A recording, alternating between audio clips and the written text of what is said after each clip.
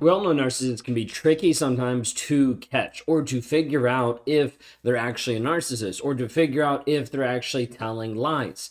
What's one thing that you can do to actually trip up a narcissist, to be able to actually see what's actually going on, or just be able to get a feel of something might be wrong or something might be off compared to what you already know?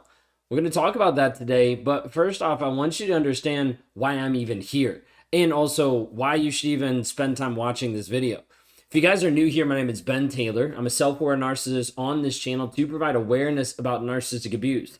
A lot of what I speak and I talk to is not just pointing out other things and other people, but sharing my life, sharing what has happened inside of my life, inside of the toxicity that I have shown up in my marriage. I burned my marriage to the ground. My wife left. My daughter left simply because I was an arrogant asshole. I was a narcissist that showed up in such a toxic way that she finally had the courage, the guts, and the stamina to say, I am done, and actually left. And part of my journey has been, how do I actually walk that back? To eradicate the things in my life that do not serve me, to eradicate the things in my life that are not helpful, that are abusive. All of this journey has been a journey of transformation. Not change and external shifting and modification to win her back, but transformation of saying, I want to change and grow myself internally, regardless of whether she's with me or not. And that, in a result, brought her back. Simply because she noticed I showed up differently. I communicate differently. I engage differently. And the marriage that we have, could have never imagined it. From her leaving to us being together, absolutely polar opposite. Never thought this would ever be a piece of my life that I could even explain or even talk about. I never even thought I would be here. Like, communicating on social media, talking about narcissistic abuse, like, that wasn't a thing in my life because I didn't think about it, I didn't care about it, and I wasn't focused on it. I was only focused on me. So part of this is documenting my journey of transformation and communicating it to you. But on the way, communicating, hey, these are different nuggets of truth that you can learn, that you can use, that you can have in your life to help you through the toxic and the trying times that you're going through right here, right now. One of those is just being able to get a gauge and being able to trip up the narcissist in your life, the toxic guy that's in your life. Now, don't get caught up in the label. Please hear me out on this. Don't get caught up on the label. Too many people get caught up on the label and they're trying to figure out, is my partner a narcissist or not? At the end of the day, it doesn't matter. The label is not important. What's important is you taking actual, like, looking at your life, looking at what's going on and saying, what are the facts about this situation? Like, when I look at this situation, how is this person being honest, being loving, being respectful, like honoring me? Like, how is this person actually showing up? Because more than just the label, there's probably a litany of different things that you can say and that you can show and that you can write down about how this person is actually being toxic, disrespectful, passive aggressive, putting you down, belittling you, all different types of things that are affecting you in a negative way. Well, one of the ways that you can trip up a narcissist is not by just coming out and saying, hey, I think you're a narcissist. Because when that happens, typically they will gaslight, they will push it back on you, and he'll oftentimes end up calling you the narcissist, maybe that day or maybe a week later, to make him feel like it's his idea. So I would never suggest, and when you're in a relationship with a toxic person in that you think is a narcissist, I wouldn't suggest telling them that or pointing that out. This sometimes is frustrating because then you're thinking, well, if I don't point it out, how is he going to know to change anything? And I'm glad you asked, because what I want you to consider is, instead of pointing out the actual problem, point out the different symptoms leading up to it. So for instance, instead of just saying, hey, I think you're a narcissist, point out the problem of, you've been consistently lying to me. Like, you're not telling me the full truth. You're not telling me what's actually going on. Like, hey, you might be a narcissist, but this is what I see.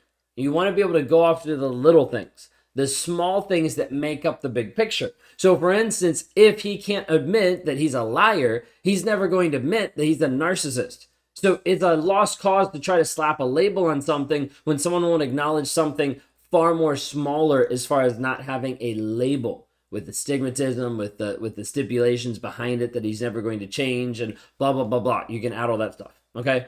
But I need you to understand, you just confronting him and saying, hey, I think you're a narcissist, is probably going to backfire on you. Most likely is going to backfire on you. I don't think I've seen a circumstance where it hasn't backfired, at least initially. So please be careful with this.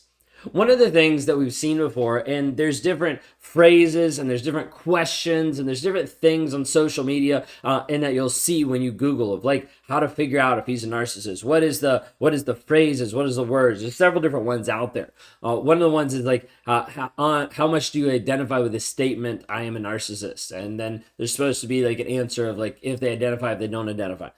Narcissism as well. Sometimes like it's weird. Okay. But one of the things that was interesting, and I posted a short about this a long time ago, and someone used it on their husband, and it was a very, very like compelling and toxic video because you could see it firsthand of his inability to answer a simple question.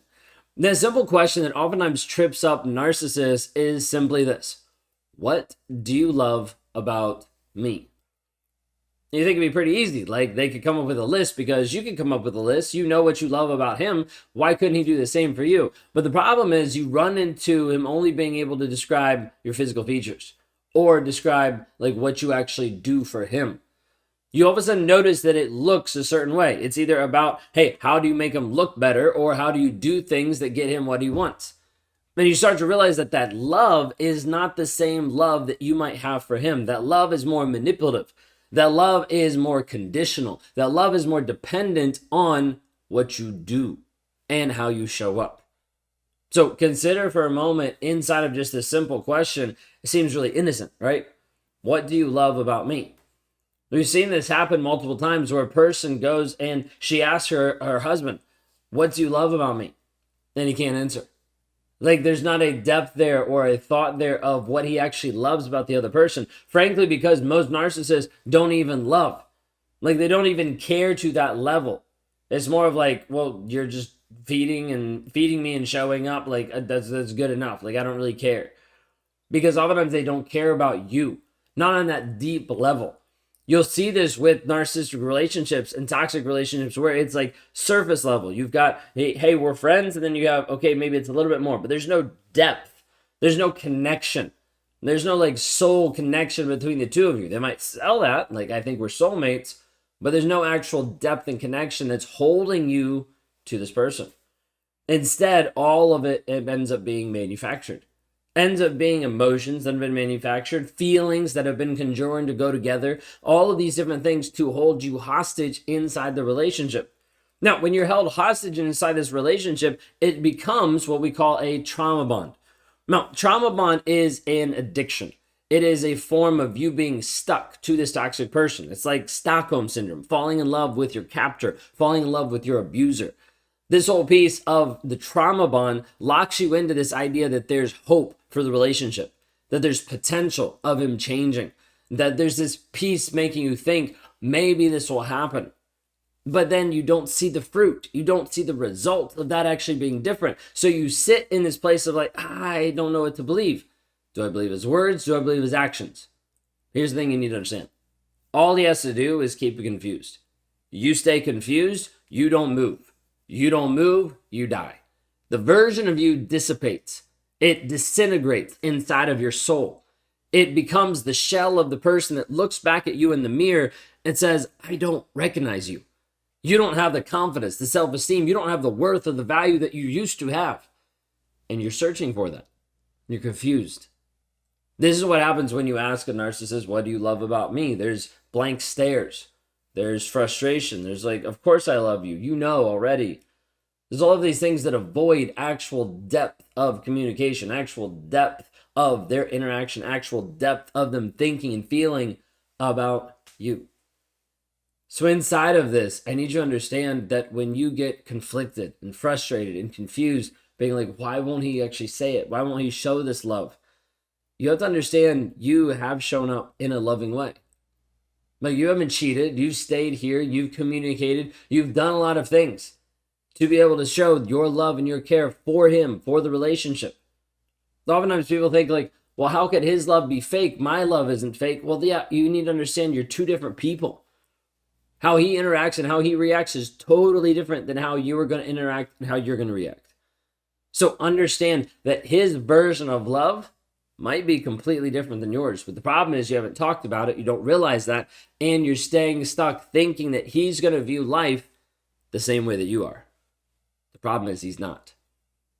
If you feel like you're stuck inside the relationship, not only just mean physically, but also mentally and emotionally, not sure your worth, not sure your value, not sure how to be able to move forward in the process of you actually stepping up and reclaiming your power, building up your confidence, your self-esteem, like who you actually are, that's not validated by him or that's not propped up by his words or his validation. Consider for a moment that if that's what you're struggling with, I'm here to help. I'm here to be able to show you how to be able to break free from the toxicity that you're struggling with right here, right now. For you to be able to change your mindset, help rewire your thought process so that ultimately it doesn't hold you hostage, but it actually lets you move into healthy, into a place where you are healthy, whole, able to actually establish and have peace in your life in freedom. But it comes at a price. It comes at a cost of you investing into you. The dedicating time into you, which right now probably feels foreign. Right now probably feels like, I don't even know if I could do that. I want you to consider that if everybody spent 100 hours doing one simple task, they would become an expert. And studies and sciences have proved this. So consider for a moment that whatever you decide to do is going to take you time. The problem is it's already taken you way more than 100 hours inside the toxic relationship. So right now you might be a pro at cycling back to the toxic guy over and over and over again. You might be a pro at breaking up with him and then coming back to him. You might be a pro at saying, I don't want you in my life. I'm going to set up a boundary. And then he breaks through it and you go right back. So at that point, do you want to stay a pro with the stuff that's actually hurting you? Or do you want to find the way, the path to move forward in your healing? If I can help you with that, then click on the link that's down below. Go to rawmotivations.com/breakthrough. I've got a video there just to explain a little bit more about what I do and be able to schedule a call with me to be able to see if this is a good fit for us to help you move forward from where you currently are to actually where you want to go. So check that out today.